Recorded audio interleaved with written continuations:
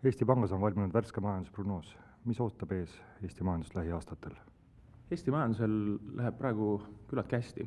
Et kui eelmisel aastal oli majanduskasv üsna kidur, siis nüüd nii käesoleval aastal kui järgneval aastal ootame, et majanduse kasv on kas 3% või isegi natuke üle selle. Majanduskasv praegu on küllaltki laiapõhjaline. Me näeme, et kõikidel sektoritel läheb küllaltki hästi, ka nendel, kellel möödunud aastatel nii hästi vahepeal ei läinud. Et see tähendab seda, et me näeme, et eksportijatel läheb hästi, me näeme, et tarbimine kasvab ja ka investeeringud on hakanud kasvama.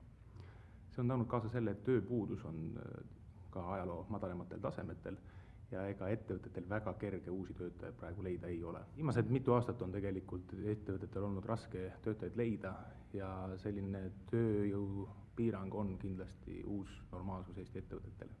See paneb Eesti ettevõtted küll raskesse olukorda, kuid teisalt see sunnib ka neid rohkem investeerima tootlikkuse arengusse, see võimaldab loodetavasti ka Eesti inimestele rohkem palka maksta. Ja praegune olukord rahaturgudel, kus intressimäärad on päris soodsad, siis loodetavasti annab ka hoogu ettevõttele neid investeeringuid lihtsamalt teha. Aitäh!